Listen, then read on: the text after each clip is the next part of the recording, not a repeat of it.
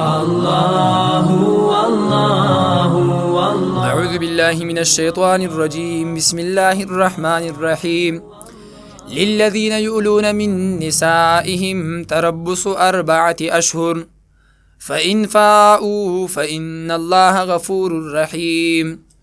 آیت نمبر 225 کې نهم حکم بیان شو چې تعظیم د الله د نوم او د الله د نوم احترام وکړي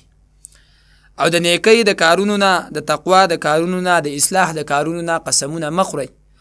الله تاسو په لغو قسمونو باندې نه نیسي بلکې په هغه قسم به تاسو نیسي کم قسم کې چې تاسو زړونو قصد کړی وي. د آیت کریمه 226 کې لسم حکم بیانېږي، هغه حکم د ایلا د پاره د کور د اصلاح. ایلا دې ته ویل کېږي چې د بیبي نه قسم وکړي چې زه به د خپلې بیبي سره نه میلاوېږم، بیا که په 4 میاشتو کې دنه دی نږدې شو نو د قسم کفاره به ورکوي، او که چېرته د 4 میاشتو په مقدار باندې د نږدې نه شو او 4 میاشتې تېرې شوې نو دا بیبي بیا په ده باندې طلاقه ده او طلاق باین دې سره واقع کېږي. الله وی للذین د پاره دا کسانو یؤلونه چې هغوی قسمونه وکړي من نسائهم د خپلو بیبیانو نه تربصو انتظار به کوي 4 اشهر 4 میاشتې. دا زمانه د جاهلیت کې یو داکار رسم و، یو سړی به د خپلې ښځې نه قسم وخوړ، وی به چې زما د قسمې کاینده دپاره زه ستا سره میلاو شم جما مې در سره وکړه، نو بیا به په کلونو دا زنانه دغه شانتې په کور کې بندي ناسته وه او دا خاوند به ورسره نه میلاوېدو. نو الله رب العزت وفرمایل چې د 4 میاشتو پورې به دا زنانه ورته انتظار کوي، دی نه پس بیا انتظار نشته. ها که په دې 4 میاشتو کې دنه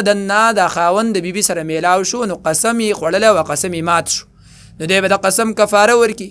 او که میلاو نشو نو بیبي په طلاق ده، طلاق باین واقع کېږي د دې سره. الله وی فإن فاءوا پس کچری دوی راوګرځېدل په دې 4 میاشتو کې د خپلو بیبیانو ته فإن الله غفور رحیم، یقینا الله بخونکی او رحم کوونکی دی.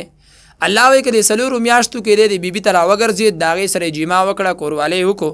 نو الله فرمایي قسم یې مات کو، د قسم به کفاره وکړي، زه بخښنه کوونکی او زه رحم کوونکی یم. وإن عزموا الطلاق او که دوی قصد وکړو په دې ایلا د طلاقو